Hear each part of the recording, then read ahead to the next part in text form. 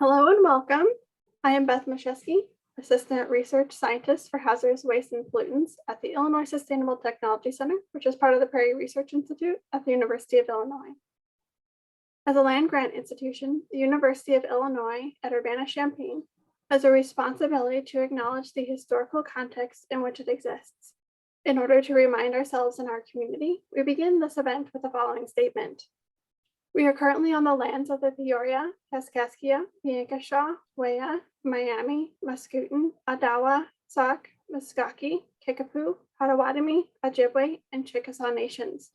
It is necessary for us to acknowledge these Native nations and for us to work with them as we move forward as an institution. Over the next 150 years, we will be a vibrant community inclusive of all our differences with Native peoples at the core of our efforts. This webinar and all of the Illinois Sustainable Technology Center's webinars are certified green events through the University of Illinois Institute for Sustainability, Energy, and Environment. To find out more about certified green events through U of I, please visit sustainability.illinois.edu. Find out more about the Illinois Sustainable Technology Center's webinars or to sign up for the event's email list, please visit istc.illinois.edu/events. A few housekeeping items before we get started. Today's webinar is being recorded. The recording and slides will be available for viewing online in about a week. I'll be sending an email out to everyone who registered for the webinar once those are available. Everyone will remain muted for the entire webinar. You can type in your questions at any time through the Zoom Q&A feature. You will be able to upvote questions you like within Zoom Q&A using the thumbs up button under the question. I'll be reading the questions to the speaker at the end of the webinar. At that time, the most popular questions within Zoom Q&A will be asked first, and then questions will be asked in the order that they were received. If you have technical difficulties, please send me a private chat message. So with that, I'm very pleased to welcome today's speaker, Jane Paulson. Jane is a senior engineer with the Minnesota Technical Assistance Program, or MnTAP. With MnTAP, she has worked on water and volatile organic compound reduction projects. She has also incorporated lean tools with pollution prevention to eliminate various kinds of waste. Jane earned a bachelor's in chemical engineering at the University of Wisconsin-Madison and has 14 years of experience at 3M, where she held positions in quality, development, and manufacturing, including time at 5 different 3M plants. She also spent a year as a medical device qualification engineer at Olympus before joining MnTAP in 2013. Jane's favorite parts of working for MnTAP are seeing a variety of manufacturing processes and finding win-win solutions that save companies money while reducing waste and improving environmental performance. So Jane, thank you for joining us, and the webinar is yours. Thanks, Beth. As I said, I'm Jane Paulson. I'm with the Minnesota Technical Assistance Program, and I'm going to talk today about the work we've been doing over the last few years with our TCE Alternatives project.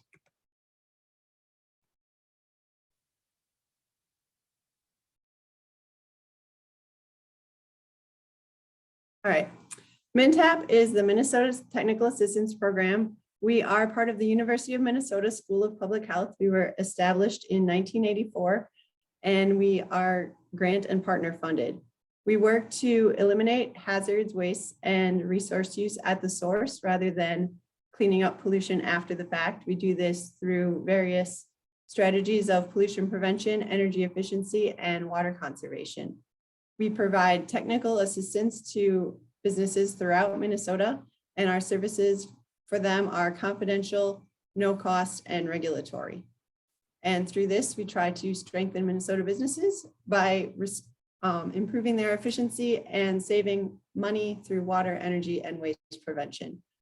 These are our 2020 results here. We're still finalizing the 2021 numbers, but in 2020, we implemented savings of over 500,000 pounds of waste reduction, almost 30 million gallons of water savings, 6.1 million kilowatt hours of electricity, and over $1 million in first year dollar savings.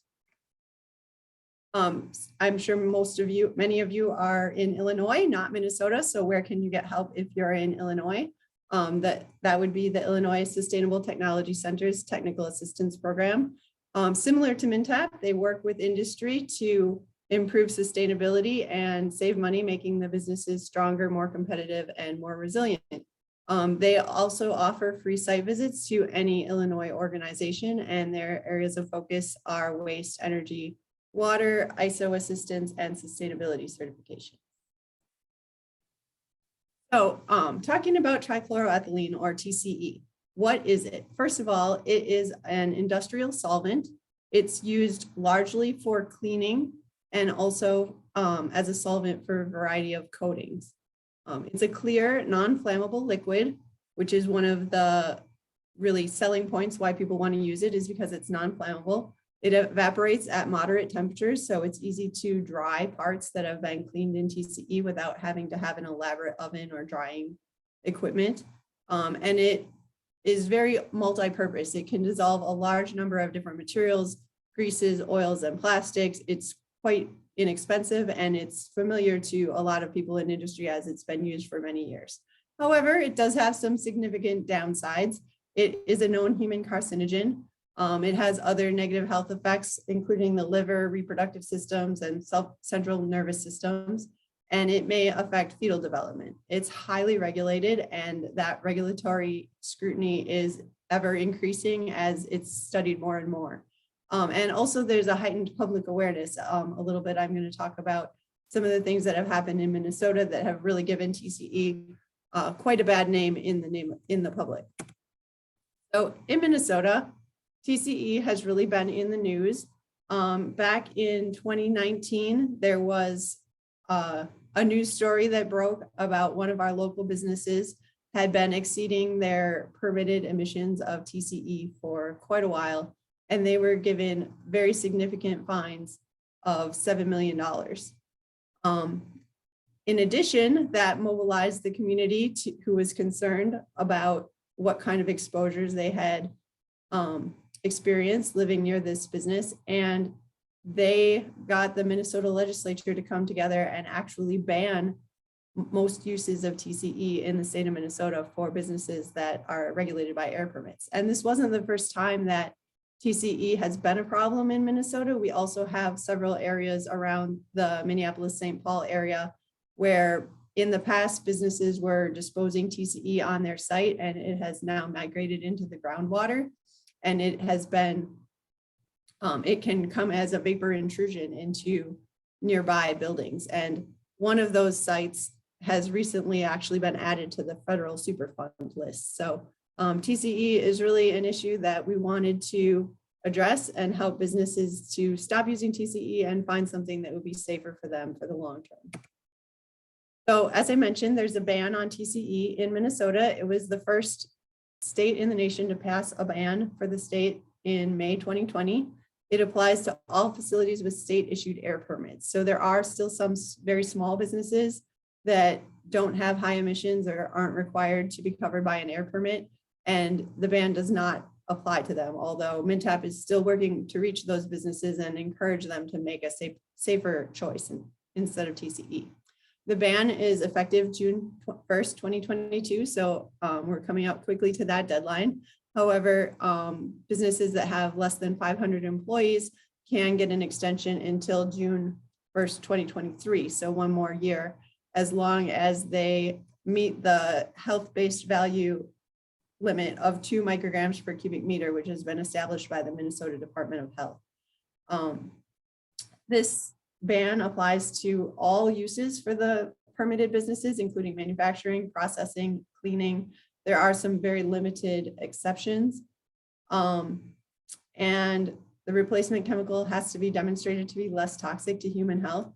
That's in some cases kind of a gray area because some of these chemicals that are used for cleaning just don't have a lot of good data on there, especially if they're newer or if some of the components are proprietary. And the legislation also did provide for interest-free loans to be available to research and implement alternatives. So MnTAP's efforts, as I mentioned, we have been working on this actually since before TCE became the big topic in the news, we received a grant from the EPA and the MPCA, which is the Minnesota Pollution Control Agency. That began in February 2019, and it originally was going to last until September 2020, but it was extended till September 2021 to get more follow-up, as we found that a lot of these changes take a lot longer than we initially thought. After the news broke with the water gremlin situation and the settlement that they came to with the Minnesota Pollution Control Agency, we also received additional funding to expand this work through a supplemental environmental project. And that is currently going through the end of this year. We're not sure, we may end up extending it further. Regardless, MnTAP's general assistance funds and the work that we do very much includes any kind of safer chemicals and reducing TCE. So even after the specific funding is done, any businesses that come to us looking for help finding a safer alternative to TCE, we will do our best to give them the help that they need. So TCE is used in many areas in Minnesota and for several different applications. The large majority of companies that use it are using it for vapor degreasing, which is a kind of cleaning where you have the liquid and then above that you have a vapor area, and you actually put the parts in the vapor area rather than immersing it in the liquid, so that the vapor can get into all the small nooks and crannies, condense on the parts, and remove any kind of grease or other contaminants.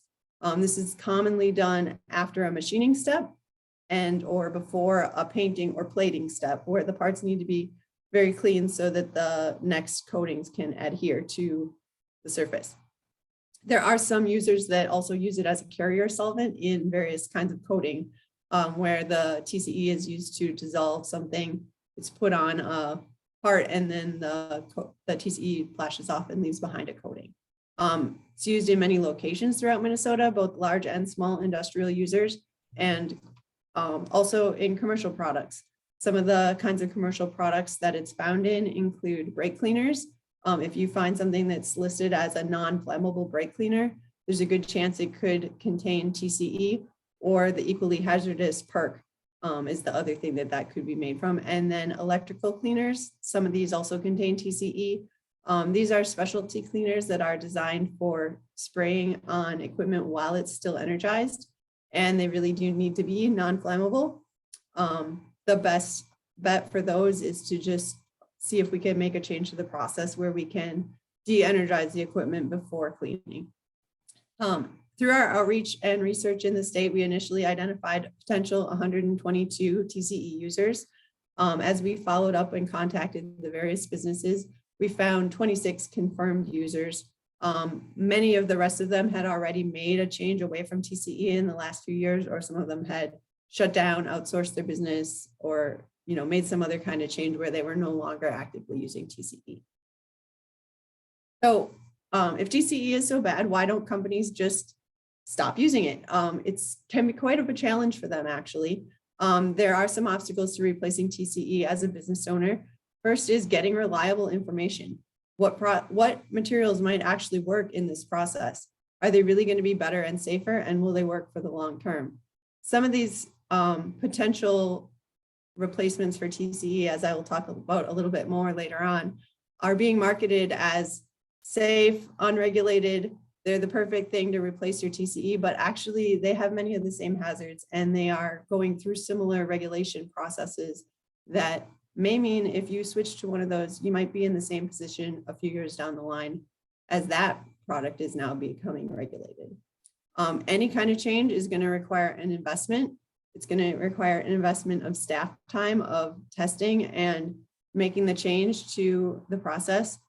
In many cases, it may need new equipment, and in some cases, it may also increase the complexity of the operation, such as if you go from a TCE vapor degreaser, where the product comes out both clean and dry, to a water-based cleaner, you may need to add a drying step depending on the needs of your parts. And finally, the impact to the business. You need to retrain the employees on the new product. In many cases, you need to notify or even requalify your parts with your customers. And companies may be afraid that that might open a door to competition if they're making a change. So these are some of the reasons why it's not always easy for a company to just make a change on their own, and why MnTAP is trying to work with them to remove these obstacles and make it easier. So the steps in the TCE alternative process, the first step is we need to understand the current cleaning process and what are the cleaning needs. This involves things like what are the parts, what size and shape are they? Are they pretty, smooth and solid, or are there little nooks and crannies that are difficult to clean? Some of the hardest areas to clean can be things like piano hinges or blind holes where air bubbles get caught in there and it's hard for any kind of liquid to get way into that inner area. We also have to look at what soils are going to be removed. Most often it's some kind of grease or oil, but these come in a variety of viscosities and some are harder to remove than others. And then the level of cleaning required. We've worked with companies that range from their cleaning requirement is it just has to look clean, to ones where as long as the paint sticks, it's good. And then some get to very highly technical, microscopic procedures to ensure cleanliness for their parts. So understanding how clean is another important step in designing a new cleaning process. At that point, we collect samples for performance and solubility testing. Early on in our project, we were partnering with TURI, which is the Toxic Use Reduction Institute at the University of Massachusetts in Lowell. And they were doing all of our lab solubility testing. So we would collect the samples and send them to TURI. They were very helpful in helping us find a lot of safer cleaning alternatives and just knowing what to look for in a safer alternative. After our contract with them ran out, we had a contract for a certain number of businesses to be analyzed. We have kind of done a pivot to working more with some of the chemical and equipment vendors to get them involved earlier on. Many of the chemical and equipment vendors will test samples for customers at no cost because obviously they want to make a sale and they want to find a solution, one of their solutions that will meet that customer's needs. So with MnTAP kind of playing the go-between role to make sure that whatever they're recommending is something that we can stand behind and truly feel is safer, we're now partnering with those chemical and equipment vendors to help get our businesses further down the line and over that gap of from having potential solutions to actually implementing them in their plant.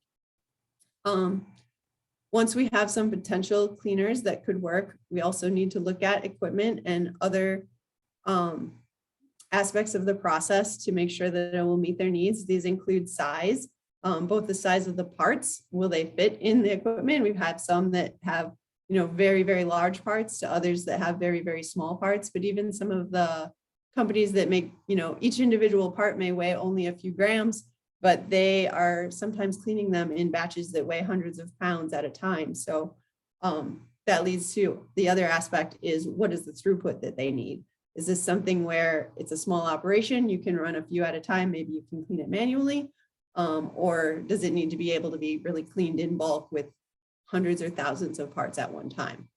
Once we get these questions answered and we find some alternatives, MnTAP is able to provide technical assistance to support the qualification and implementation of the selected alternative. And in some cases, we have even placed some of our summer interns at some of these companies to help them with implementation. So for TURI's testing process, when we have the parts tested at TURI, first they use the Cleaner Solutions database, which is a great resource to identify some potential cleaners. And then they can evaluate and compare the hazards of these cleaners using their P2 Oasis tool, which I'll talk about a little bit more later. Then they try to get samples of the soils of interest. So whatever greases or paints might be looking to be removed. And they put them on little metal coupons, as we see down here on the bottom right corner, of metal of the same type as the parts. They then test these for solubility, and usually they start with unheated immersion as the simplest cleaning method. If that is not fully successful, they move on to heated immersion and then heated immersion with ultrasonics. They test for the removal of the samples, both visually and also by weight. And you can see in those pictures, the first square is the coupon before the soil has been added to it. The second one, the soil has been added to the lower part of the coupon. And then the third one is after cleaning. And you can see that in this case, it was not really successful. There's quite a lot of residue left on that coupon. So they would need to either move on to a more aggressive cleaner, some various factors that they can include in when they don't have a successful cleaning the first time is they can try raising the temperature, increasing the concentration, putting it in for a longer time, or adding some agitation. And then in Turi's process, once we find a promising process that looks like it's going to work, then they take the actual sample parts that have been sent by the customer and they do confirmatory testing with those. When we're working with directly with the chemical and equipment vendors, we typically more go right to the sample parts, but otherwise the system is the testing process is very similar between the two. So when we're looking at making a change, what options are there to replace TCE? Well, the most preferred is maybe we can just eliminate this process step altogether. In some cases, there are steps where people may be cleaning parts in a vapor degreaser, but the step before that is also a cleaning step. And maybe we can tweak it to make that step effective enough that the TCE is no longer needed. Or sometimes the step after that is a cleaning step. For example, in a plating bath where the first step is often cleaning, it may be possible to just get rid of this process and not replace it with anything. If that's not possible, looking at solventless processes is a preferred option for cleaning. It could be something like CO2 cleaning or dry ice blasting. For coating, you could be looking at 100% solids or UV curable process. Next, aqueous systems, which is probably where I would say the largest proportion of our recommendations are coming in, is for water-based cleaners. After that, a little bit less preferred would be non-halogenated solvents. These would be things like alcohols and esters. And then the least preferred would be halogenated solvents, which TCE is a halogenated solvent as it contains chlorine, and that would also include other solvents that include fluorine or bromine. We want to avoid those because they are generally the worst option for both worker health and the environment. So this is the P2 Oasis tool that I mentioned. It was developed by Turi and it helps to compare the environmental health and safety criteria of various cleaning options. 2 is the more desirable score and 10 is the worst. And you can see that they're also color coded here with the worst ones being red and the best ones being green. Trichloroethylene is here at the left with an 8.4 overall weighted average. And N-propyl bromide, which is something that's often marketed as a safer alternative to TCE, or at least a less regulated alternative, actually comes out as a 9.4 in this analysis. So that is an example of a change that would actually be not a change for the better. There's some others that are 6.5, and then more of the recommendations that we would typically be recommending to companies are in the 3 to 5 range for the P2 Oasis. This tool is available on Turi's website. It has been actually down for maintenance for a few months, but it is expected to be up very soon in the next 2 weeks or so. So this is available, and there's training, which I'm going to talk about at the end of the presentation on MnTAP's website that can help you learn how to use this tool for yourself. This is a list of some of the safer cleaners that have been assessed and recommended within the TCE Alternatives project. These were mostly identified with the help of Turi. The effectiveness of these cleaners for any individual particular process may vary. So one thing about TCE that people like about it is it works well for almost any process.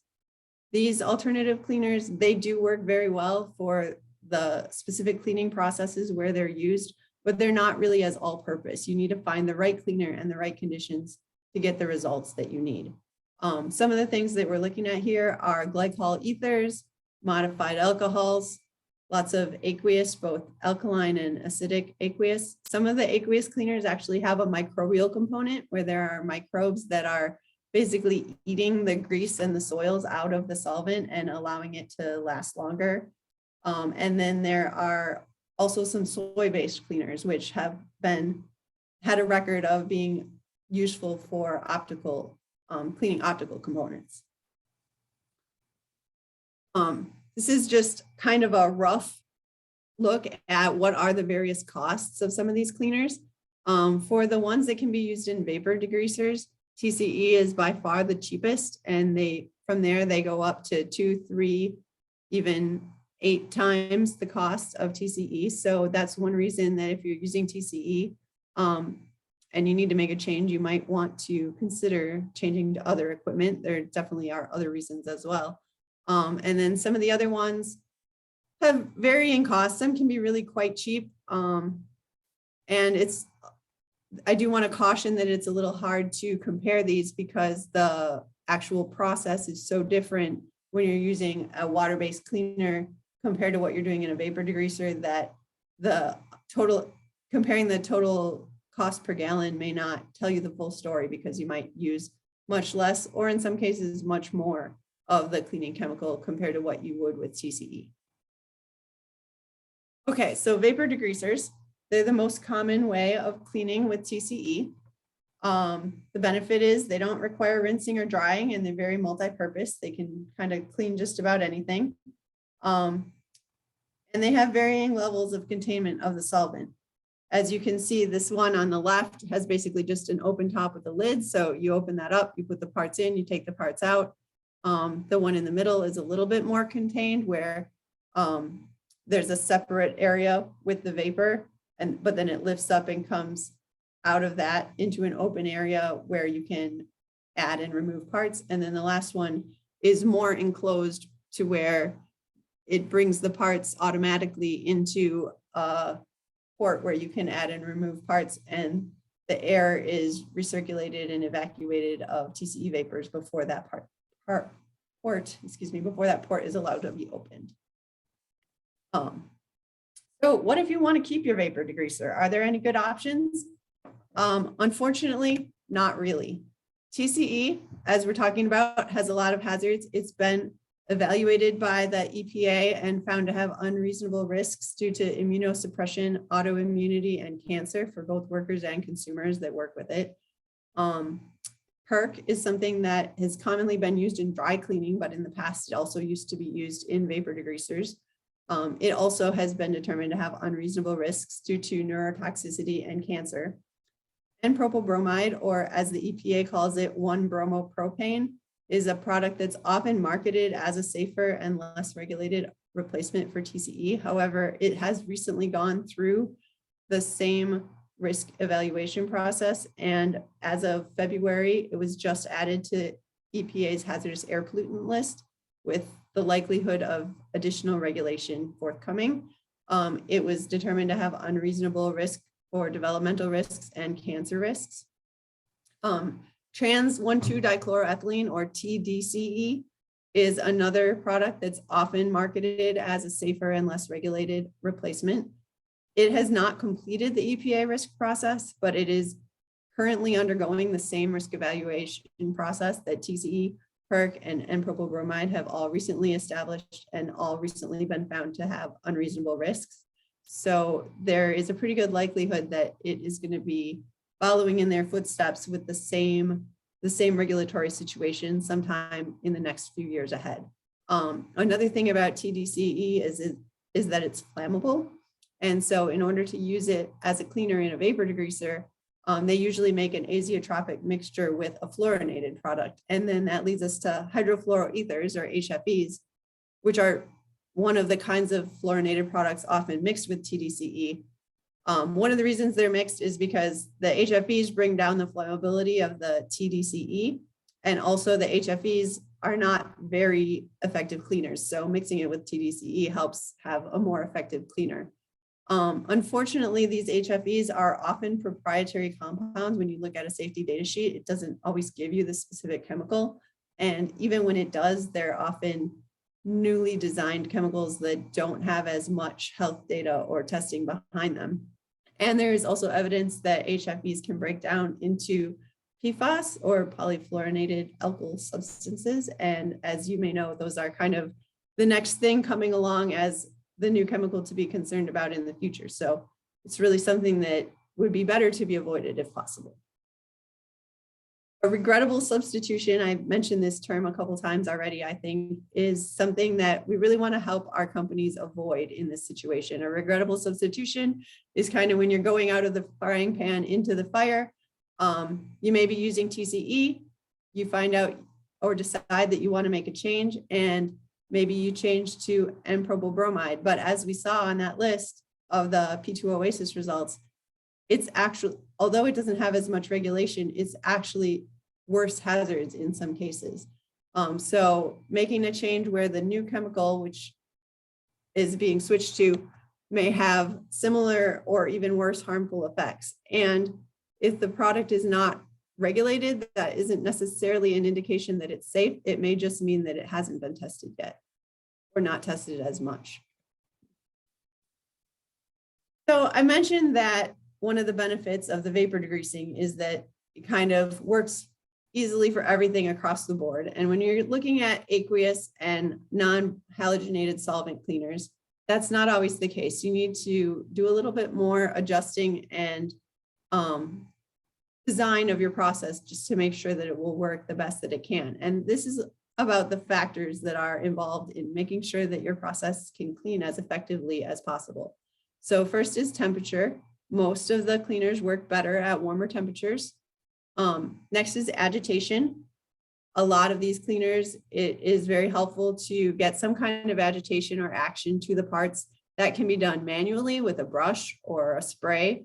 There's a lot of spray equipment. Sometimes it is enough to just put in some recirculation pumps to get that fluid swirling around. And then ultrasonics are another good way to add agitation. Concentration. You want to make sure that you're mixing up the solution in the recommended range that the manufacturer suggests. But be aware that more is not always better. Sometimes if you go to too high of a concentration, it could leave a residue or it could even damage the parts. And also keep in mind that the lowest effective concentration will save you money on chemicals. So it's always best to use the lowest concentration that's effective within the manufacturer's recommended range. And then time. Obviously, everybody wants to save time and have things go as quickly as possible.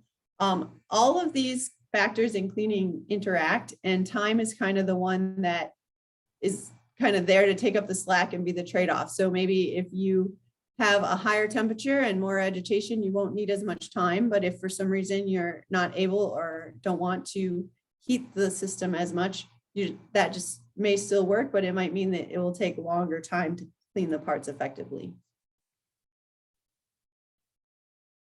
Now I'm going to go through some of the other options for cleaning. Manual cleaning is some equipment such as this. It is often called a sink on a drum unit. It can be compatible with aqueous cleaners or also with solvent cleaners. It's usually best for low volume applications, as these have to be handled by each person individually. And some of these systems, such as the CRC Smart Washer that's shown here on the bottom right, the green one, also are systems that include microbes to keep the solution clean and help it last longer. One benefit of these, while they're small, is that they are also relatively low cost, and they can range from around $100 to maybe $3,000 or a little bit higher than that. Ultrasonic cleaners are what we would most commonly recommend for some of the aqueous cleaning solutions. They also, in some circumstances, can be used with non-flammable solvents. They usually, or you can get them with options for heat, for various rinses, and for automation to move the basket of parts from one place to the next. Immersion is a benefit for companies that need to clean a large amount of parts, maybe in a basket, without wanting to handle them each individually. So that's an area where it can be similar to how things were formerly would have been cleaned in a TCE vapor degreaser. So that's another benefit, and the similarity of handling. And the size and cost of these really varies quite widely. You can get little benchtop units like the top two starting at as low as $80 up to over $1,000. MnTAP has done some work supplying businesses or helping businesses get these products, and I believe that we found some good, reliable ones for around the range of $300 or so. And then you can also get larger units where you're cleaning more parts, more throughput, more automation. And these can range from around $2,000 to up to $100,000. Another type of cleaning is the spray cabinet.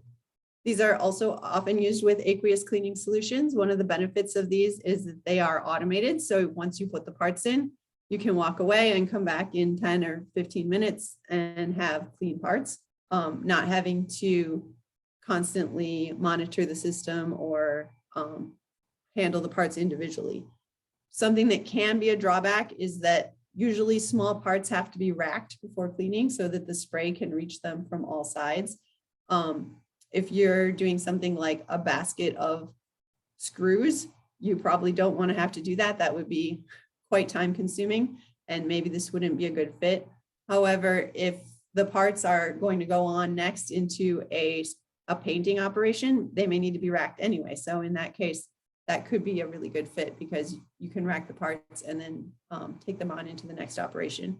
The cost of these ranges from roughly $2,500 up to $10,000 or more. A vacuum degreaser is a fully enclosed system that can contain a flammable solvent and make it possible to safely clean parts with flammable solvents. Many of them have vacuum cycling nucleation, or VCN, which is another form of agitation for the parts that is really good at getting parts cleaned into those tiny nooks and crannies, blind holes, and other areas that are hard to reach with a normal liquid cleaner. The way it works is that you put the parts into a liquid, into a cleaning area, and then a vacuum is pulled. When a vacuum is pulled on that reservoir, tiny bubbles form through cavitation, and they preferentially form in the smallest, tightest areas of the parts. Then that vacuum is turned off and on, cycled off and on rapidly, many times per second. Every time the vacuum is pulled, the bubbles form. Every time the vacuum is released, the bubbles pop and the clean solvent rushes back into that area. And then when there's a vacuum again, a new bubble. So the solvent goes in and out of those small places and can do a very good job of cleaning areas that are otherwise hard to reach. The downside of these is they do have a very high cost. The quote that I have seen is about $400,000 per machine. But we have had companies who have used these and been very happy with the results. So overall, the things that we've learned so far in our project and working with businesses on TCE is that although Minnesota has now banned TCE, most of the large users in our state were already engaged with the project at that time. And the main driver for them contacting us was actually the negative publicity, more so than the threat of legislative action and regulatory action. So one question that we kind of have been trying to think about and talk about with other technical assistance providers in other areas is how can we convey this sense of urgency that, you know, TCE is a risk factor and a hazard. How can we convey that sense of urgency to businesses in other areas without them having to have one of their own local businesses have a local crisis? And I don't really know the answer to that, but I guess we're trying to share our story and help make that happen in other parts of the country as well. We did see that some of the companies we worked with felt pressure to act fast because of both the publicity and the regulatory action. And because of that, they kind of followed the path of least resistance. They wanted to keep using their existing vapor degreasers, and that led to some changes that we would consider regrettable substitutions, going to TDCE products or M-propyl bromide. And therefore, we would recommend that any kind of regulatory actions should be sure to allow enough time for facilities to explore their options and do the necessary process development to actually get to the better outcomes. Even with that time, there may be cases where an interim step is needed when developing a long-term solution. And some of the companies that we have worked with who did make a change to TDCE-based products are still working with us to eventually make a further change to a safer water-based or non-halogenated product. And just in general, we feel that most of the companies will not be able to find their way to a truly safer alternative on their own. When you go on the internet, you find suppliers and equipment vendors who are promoting regrettable substitutions that work in people's existing equipment and saying, this is what you want, it's not regulated, it's safer. And those are claims that we would we would dispute some of those claims. They are less regulated, but that doesn't necessarily mean that they're safer. And making a change to one of these products could put a company in the same situation again a few years down the line. Also, companies need help to make the larger process changes that they really need. Putting a different solvent in your vapor degreaser is one thing, but to change from a vapor degreaser to a whole different piece of equipment with a whole different chemistry and cleaning mechanism, it's a big change, and they could use some help to do that. And then finally, grant funding would be very beneficial to these companies. We've had a lot of interest in whether grant funding was available, but we've found that it's been a challenge to match the project timelines, which can be very long, to the open window for grant proposals. And we haven't found a way to get that to match up very well. So if you were somebody that was designing a program of that type, I would say to keep that in mind, that these projects can take a year from the short side to 2 or 3 years to get really to the final endpoint. And you can't really put in for a grant until you have at least some idea what it is that you want to do. So we needed to have some flexibility in that. So talking about our project results, so far over our 3 years, we have 11 companies that are participating. Of those, so far, we've had 4 that have selected TDCE and 1 that has selected M-propyl bromide. And these are the alternatives that, we didn't really recommend, but they needed to make a change that they could feel comfortable with in the timeline that they had. Several of these are still working with us to look at making a further change to a safer product in the longer term, but they wanted to make sure that they were comfortably going to meet the deadline of the Minnesota TCE ban. We have 2 companies that have switched to modified alcohols, 1 to an acidic aqueous cleaner and 1 to an aqueous phosphate cleaner. And then we have 3 companies that are still evaluating their options. Overall, the participating companies had a 2017 TCE use of about 300,000 pounds per year. So that's the TCE reduction opportunity that we're looking at. And so far, about 220,000 pounds per year of that TCE reduction has been realized and implemented. I just want to share also a couple resources that we have available for training on our website.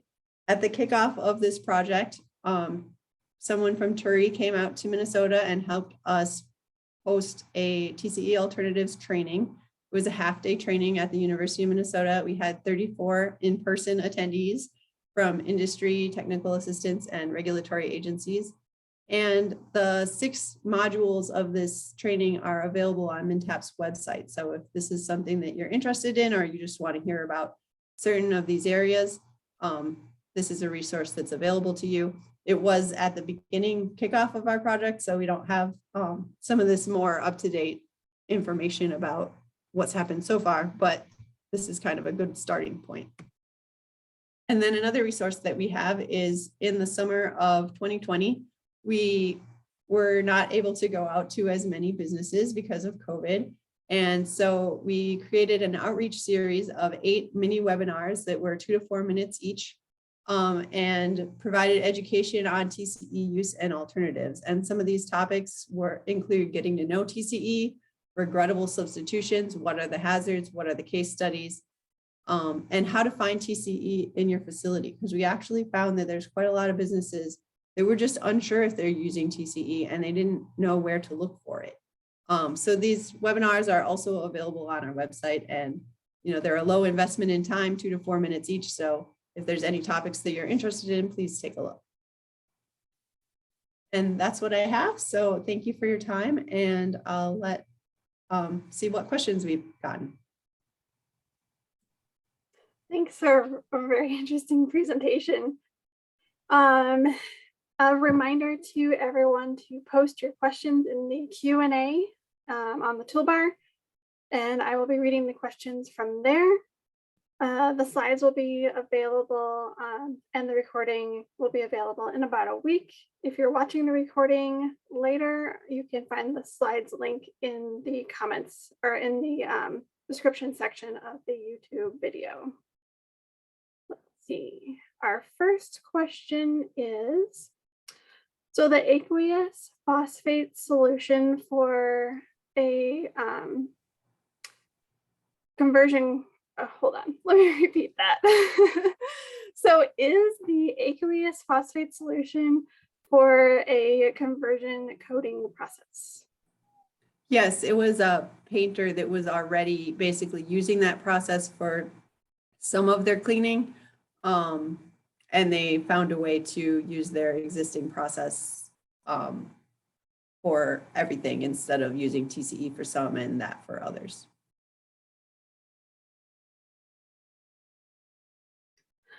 So while everyone's thinking of questions, I was wondering if you could maybe like go through maybe a case study, you know, how did the ones who made the plunge to an aqueous solution feel about the change, and how did they experience this process, and what made them decide to make the change versus maybe sticking with something that they're a little more familiar with?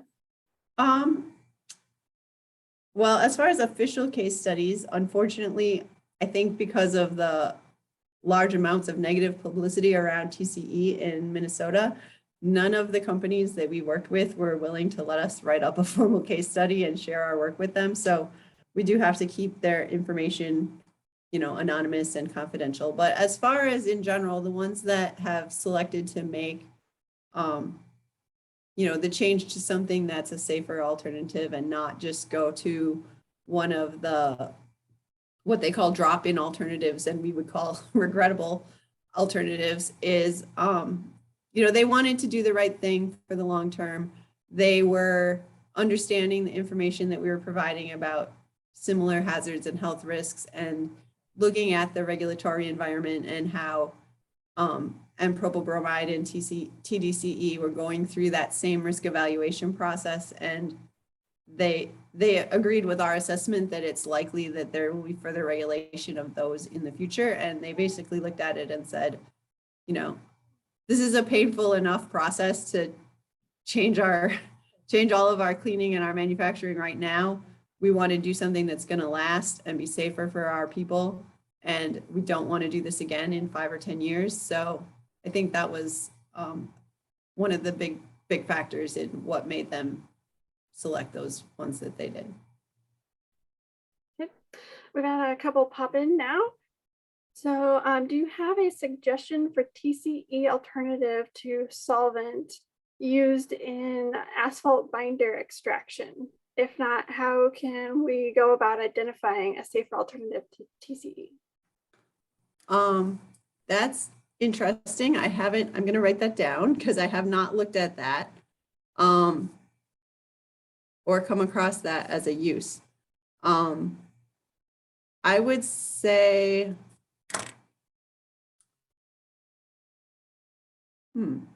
so Turi would probably be a good resource. I don't know to what level they're able to, you know, fully engage with people. I know they do contract work for businesses that are outside the state of Massachusetts. I would think that they would at least be willing to answer a few questions or point you in the right direction. If you are in Illinois, then the Illinois resources might also be able to help with some assessment of that. And then the P2 Oasis, if you found some potential options, would be a good tool to compare the relative safety or hazards of the various options that you might come up with. For cleaning, the Cleaner Solutions database that Turi has is also a good resource where you can put in specifically what you're trying to clean, but I'm not sure that that would have the scope to extend to asphalt binder extraction. So that resource might not work for that use. Yeah, I mean, I'm like, now I'm interested and I want to look it up. So I'm not totally sure, but some of the resources I would say would be to, contact your local group and or contact TURI and see if they could either help out or point you in the right direction, and then use the P2 Oasis tool to compare the options. The next question is there a best way to engage facilities in the more involved process of switching away from TCE or other similar solvents? What are the conditions that would indicate a company would move to a better solution? Well, I think not having a tight timeline is kind of important. And just presenting the information about the regulatory process and the alternatives that are out there for vapor degreasing and how they are all going through that same alternative risk assessment process and therefore likely to have similar outcomes. And then there are a few case studies we don't have any that we can share with numbers and information yet, but there are a few case studies out there. TURI has some where ultimately, although it can be a long and involved process to get to a safer cleaning process, such as an aqueous cleaner, in some cases, they actually come out much cheaper, much better process for the company. And so there is some evidence that, you may have to go through more upfront, but when you get there to the end, you can actually have a cheaper, safer process and something where you don't have to worry about what's the next regulation going to be coming down the line. For any switching to aqueous cleaning system, did that impact their wastewater disposal costs or change how they are regulated related to their local publicly owned treatment works? The one, I don't think it had an effect because they were already using a water-based system for other uses, and I don't think it made a significant difference. Another one of them, they're kind of in the final stages of their changes and they still are working through some of those issues as to disposal. So it definitely is something that needs to be looked at. Some of the aqueous cleaners are able to go to drain, depending on the pH and what other materials might be picked up from them. They would have to be tested to make sure that they're not hazardous before you do that. So it's definitely something to be aware of. And some of them, depending on what they picked up as, they may come out as hazardous waste, and then they would need to be addressed through a hazardous waste hauler. You can also get some of the systems where sometimes they can be cleaned or skimmed and other things like that to allow you to use them longer before they have to go either to drain or to hazardous waste. So that's definitely another thing to consider in order to save water, save chemicals, and save money on how that cleaning process operates. Okay, next up, they say, thank you for an excellent presentation. For companies wanting to make the switch, is it mostly driven by worker health or community health or some other external pressure? Well, with our unique situation in Minnesota, it seemed like it was largely driven by public relations, and they did not want to be, the water gambling company who had the issue with their TCE was all over the news, and everybody else was afraid of having their neighbors find out that they were using TCE and being the next ones to be in the news. So I think that was actually a huge factor here in Minnesota. But I think also concerns about their workers and their community also did play into it, especially when they looked at making the change to an aqueous cleaner versus just going to, M-propyl bromide or something that would meet the requirements of the ban, or potentially meet the requirements of the ban, but would not, be as safe of a long-term option. I think then they were looking at both their long-term process and also the safety of the workers and the community. Is it harder for a job shop metal finisher to make the change because they may be dealing with a wider variety of part size, shape, material, and unknowns of the oil, grease contaminants on the surface? What are the biggest challenges to converting overall? I guess in some ways it is harder because they don't know what they're going to have at any given time, but actually a lot of the businesses that we worked with were job shops. And although they don't know the specific mix of products and parts that they're going to have, they usually kind of know the general size range. You know, are we talking about 1-inch pieces or are we talking about 2-foot pieces? I think most job shops don't, switch randomly back between tiny pieces and gigantic pieces. If they do, then they already know that they need to have a cleaning system that can accommodate those large pieces. And as far as the greases and oils that they're cleaning off, in many cases, although they're getting parts in from all different places, they're often quite similar. So I would say that in most cases, they can still move ahead using, a couple of their most common parts as their examples for testing, and they'll still come out successfully, even though they're a job shop with a lot of variability in their mix. Another possibility is if they have, one kind of weird thing that's out there, like we had one where they were mostly trying to clean greases and oils, and most of those were pretty straightforward to remove.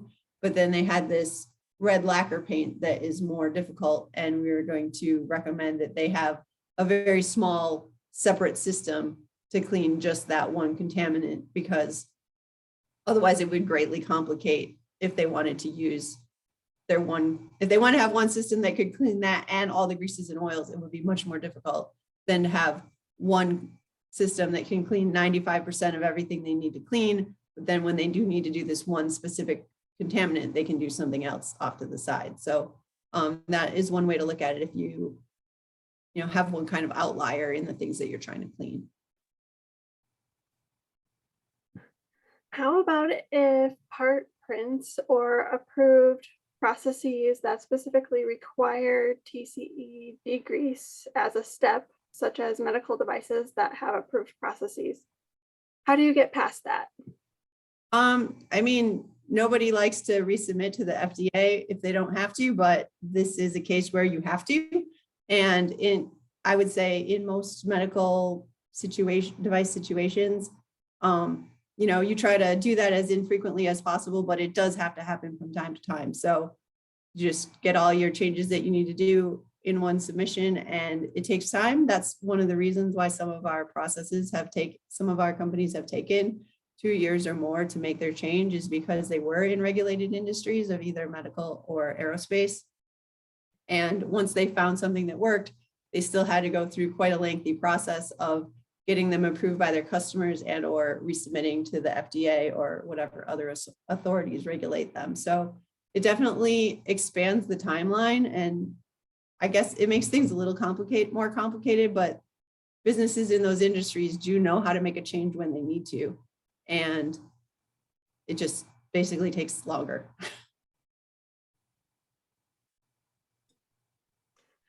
We've gotten a couple of thank yous to you. And so that was our last question. And we're getting close to the end of the hour. So what final thoughts would you like to leave us with? Oh, I didn't know I was going to have to have. I guess I just want to thank everybody for calling or for watching, and